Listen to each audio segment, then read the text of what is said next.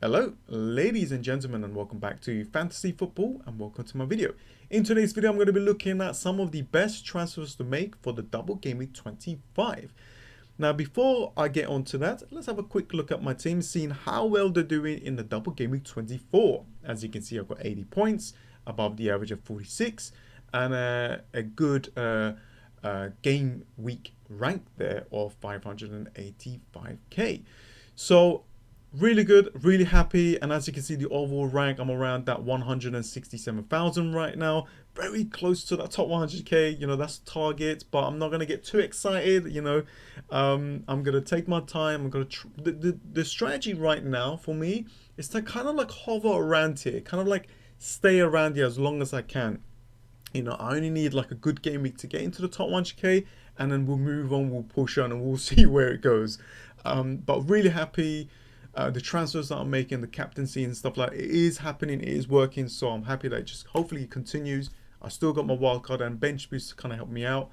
With the wild card, I'm just going to wait. I'm thinking to kind of hold that and use it later on, but we'll see. If we get more announcements in the Double Game Week 25, then I might even use my wild card now.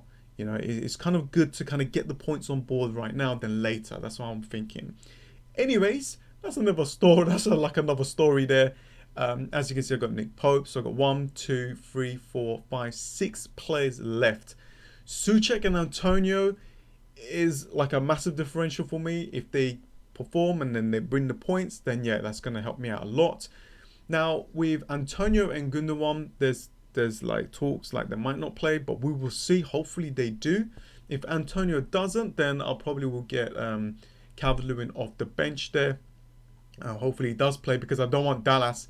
Mitchell did not play. Dallas with -1. I would have loved to have Martinez, but can't do that. So yeah, that's my team. Before I give you guys a little bit of an update, there's a potential of me to get to that 100 points mark, which is really good.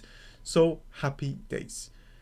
Now, as for the transfers, the best strategy to do right now is actually not making any transfer. Yeah, I know, right?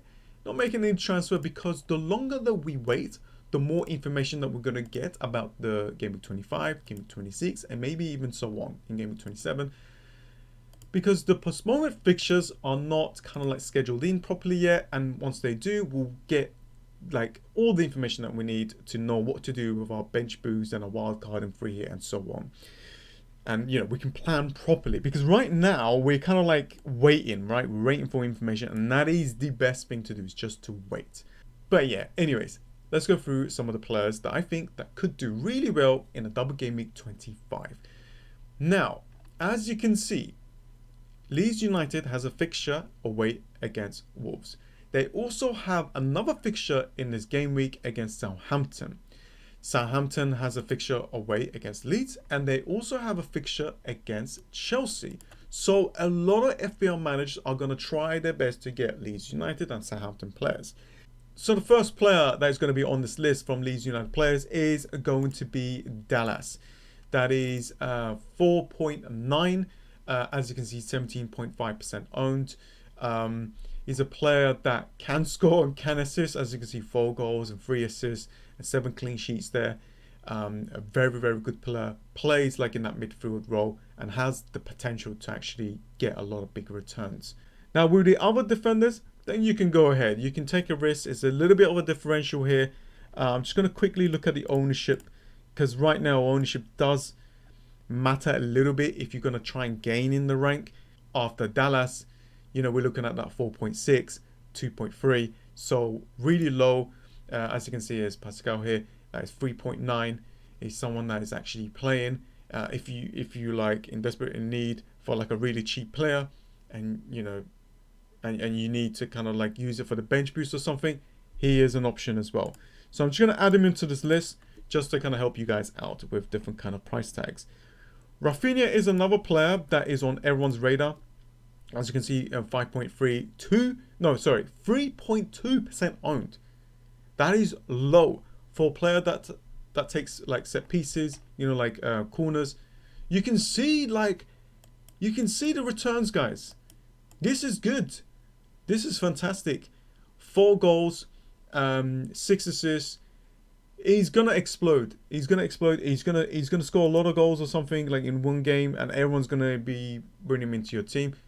And it could be like, I think getting him in now could be the way to go.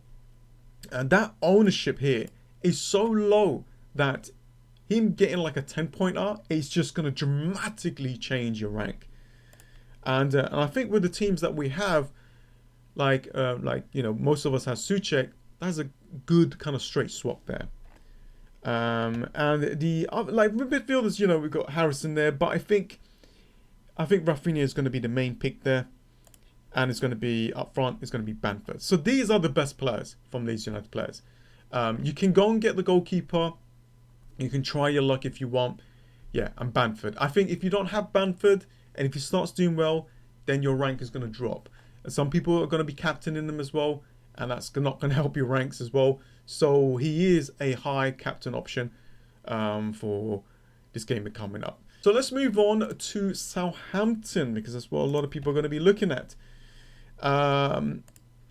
Walker Peters is injured again. I know he returned, so that's not good news. I would stay away from the Southampton defense. I don't know about their... If they were attacking enough, maybe... I'm not going to... I don't know. It's up to you. I'm just going to say it's up to you. But Ward-Prowse is on my radar. 6 million, 7.7. For me, I am looking at that differential. Like, I've got a lot of like highly owned players right now. And I'm looking at that differential to kind of like... to give me that little bit of a boost, that extra big boost. And he could be the one to kind of go for. He's got 5 goals and 5 assists with 2 fixtures there. I'll be happy to own him actually for those 2 fixtures. And 6 million is cheap enough to be on the bench as well. But he has the potential with free kicks and set pieces, like corners and stuff that he takes. There is a high chance for him to actually get some returns. The other player that is on my radar is Ings. 8.4. Let's have a quick look at him. 8.4. And as you can see, 10.1% owned. That is low, guys. Him returning is going to be the way to go. I spoke to you guys about thinking, like I was actually thinking to bring him in. Like I was thinking to bring in Stones or Ings. I can't like for Calvert-Lewin and Justin. So that could have worked out really well for me. As you can see, 8 points. Yeah, Ings is definitely on the radar. The problem is how we're going to fit him in. And if we are going to be, like, if you're going to be bench boosting, how are you going to fit that money in, right? So it's quite difficult. And that's why I went for Stones and someone else. Actually, just for Stone, not someone else. But that's why I didn't bring in Ings, because I was just like, the money, I needed the money to kind of upgrade other players. So those are the 2 players from Southampton there. Now, if we look at this list, Burnley against West Brom, I'm looking at Burnley players. I'm looking at Nick Pope. I'm looking at McNeil. I'm looking at Chris Wood if he's like properly returned and he's proper fit. So those are the players I'm looking at. I'm not sure what's going to happen here. Do you know what? I'm going to just leave Calvert-Lewin on this list because Liverpool is just not performing well. They're conceding a lot of goals, and Calvert-Lewin should be back. I wouldn't go ahead and transfer him right now, to be honest with you, but I'm just going to add him there just for the sake of it. Fulham versus Sheffield United. Fulham has been performing well. Now, I'm not going to go ahead and just pick the player that actually scored and points in the last game. As you can see, yeah. Was it this guy here? Yeah, I'm not going to do that. But I am looking at Lookman. But I think there are better options. So I'm just kind of move away. But I did mention that, Areola, a player that I mentioned on my previous videos, that is going to be a good option in the next few game weeks. And he has been performing well. And it looks like it's going to get a lot of points. So one more clean sheet there. It's going to do well. So I'm just going to add him there because if we're going to be bench boosting, we do need a goalkeeper in game week 26. But anyways, it's 25 that we're going to be looking at, right? West Ham, yeah, Antonio, if he is fit, I think this is a good fixture for him to actually score. But Harry Kane and Song is definitely on my radar there. Harry Kane is actually, the player that I actually would really, really want.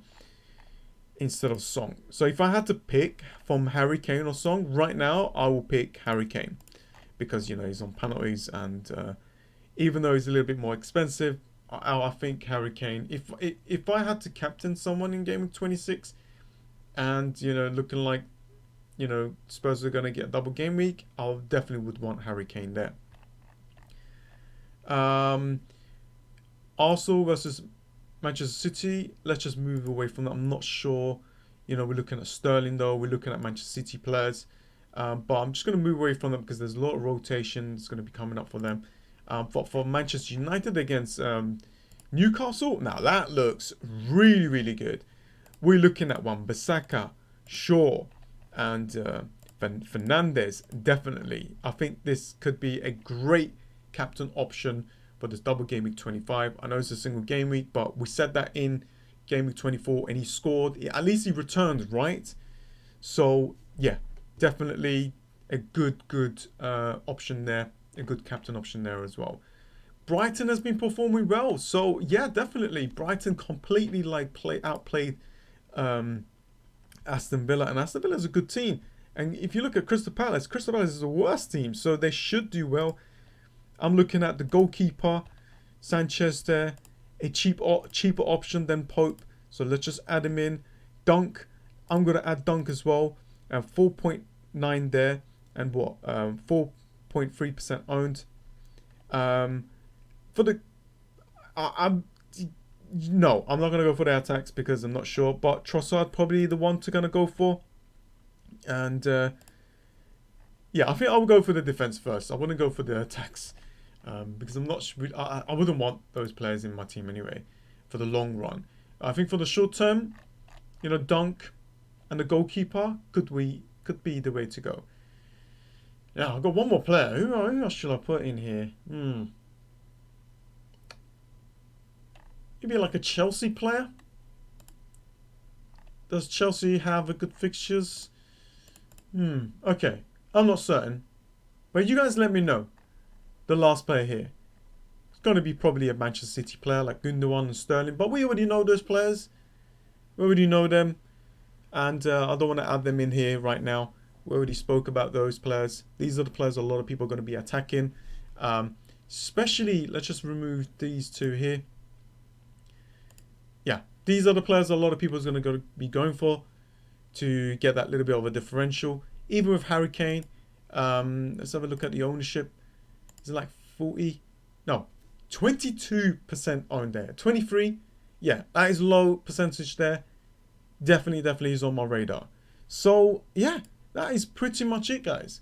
I thought I'd share this with you guys early so you guys have something to kind of watch, something to kind of look towards to, and then kind of like plan it out. Hopefully this video has helped you guys. Please do smash on that like button because it does help my channel out a lot. If we get out to about 150, near that 200, that will help me out a lot, guys. Thank you so much. And yeah, subscribe if you're new, and I'll see you guys next time. See ya.